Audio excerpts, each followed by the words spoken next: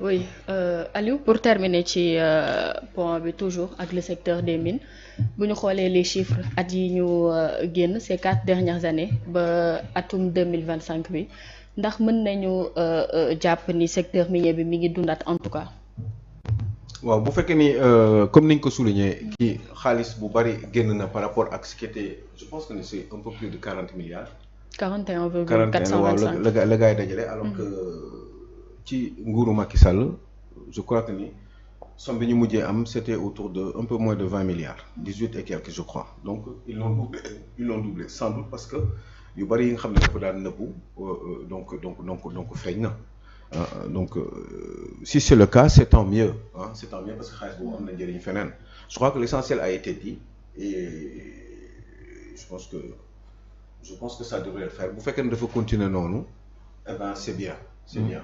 réew mi nag amul ay kii jeune la amul kii mag la l'essentiel c'est de bien faire le travail donte tamit expérience des fois parce que même boo nekkee jeune aussi vous pouvez avoir des gens autour de vous qui de par leur expérience peuvent vous apporter un plus mais loolu bokkul dara ak liggéeyum transparence cim réew. On a beaucoup de mines au Sénégal on gagne beaucoup d'argent te lu ci bari wax dëgg yàlla ci homme d'affaires yi la daan dem wala opérateur économique wala yenn intermédiaires yi y avait beaucoup de deals ci secteur minier au Sénégal. donte sax ITIE amoon na fi parce que quand même Macky Sall loolu baax na ngeen di ko fàttali Sénégalais yi aussi président Macky Sall moo créé ITIE yaa ngi dégg. ndaw soosu moo ko signé woon docteur Marie Coll Seck ba tey jii. Eva Marie Coll Seck moo ko signé woon moo ko jiite woon ba après kii moo ko remplacé rakku ministre de l'économie bi xaw ma nu mu tudd xaw ma Oulimata Sarr moom après la fa mujjee nommé te je crois que moo fa nekk ba tey donc c'est une très bonne chose lépp tourne autour de la transparence dans ce pays-là. Il faut que les choses soient transparentes actes yi gars yi di poser il faut que muy jaar yoon parce que xaalis boobu Sénégal lañu ko soxla. Bon, je vais éviter de me répéter un peu parce que effectivement vous l'avez dit il y a beaucoup de choses à faire dans ce pays-là te qui dit financement endogène donc mi ngi wax ni xaalis bi ci biir réew mi lañ koy jëlee te xaalis bi nga nar a jël ci biir réew mi il faut absolument qu'on veille à ce que justement que ce soit les bonnes sommes qui rentrent au niveau du trésor public. te xaalis yooyu bu duggee trésor public dina gën a mën a jëriñ dina tax xaalis yi ñuy lebi nii duñ ko lebi bitim réew parce que ñun am nañu fuñ ko mën a jëlee. Voilà donc évidemment il y en a qui ne seront jamais contents parce que tout simplement seeni deal lépp ci biir la woon yaa ngi dégg entre ñi nga xam ne ñoom ñooy les concessionnaires ñi téye mines yi ak ñi nga xam ne ñoom ñooy yor nguur gi. Ceux que j'appelle ceux qui ont les facilités de la facilité de signature. Ces gens-là justement doivent pouvoir justement gën a être surveillés parce que aussi il faut pas oublier une chose gis nga la corruption dans un pays en général mais le Sénégal en particulier dans les pays en général mais le Sénégal en particulier corruption l'homme naturellement est tenté par la corruption le Sénégalais en général képp ku ci deful rek c'est parce que kii ñu teg jéego yi ñuy teg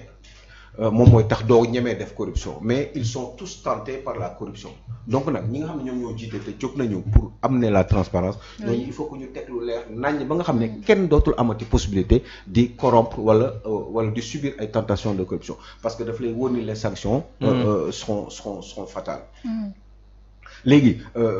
bon ben c'est bien c'est le début on commence à voir il faut jamais y aller trop vite en besogne on peut garder de l'espoir par rapport ak li ñu gis parce que moi quand j'entends bénéfice du double si secteur mine bi eh ben tout de suite je me dis eh ben il y a des efforts qui sont en train d'être faits pourvu que ça continue et que ñu bañ di gaaw di tàccu mais on doit pouvoir les encourager surtout le jeune Ngagne Demba Touré on doit pouvoir l'encourager pour que yoon bi mu nekk dara bañ ko si perturber et que qu'il soit surveillé aussi par son premier ministre et que aussi ñuy surveiller ñi nga xam ne ñoom ñoo nekk dans les alentours parce que je dis chaîne bi dafa gudd ñi ci biir ñoo bari yaa ngi dégg ci wàllum signature baak ci wàllum exploitation baak sortie beeg génn affaire bi wala génn réew meeg pesage yeeg xam na yaa ngi may dégg ci pesage ak yooyu yëpp ay détails yoo xam ne lañ fa war a teg ay nit on a suffisamment de fonctionnaires qui sont justement payés en général à ne pas faire grand chose donc on peut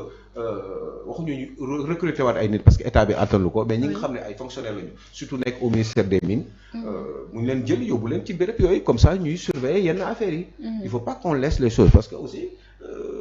ay tonnes la bu dee ci wàllum phosphate de l'or par exemple il y a des tonnes qui sortent or bi des fois da nga naan 10 kilos la ñu génnee.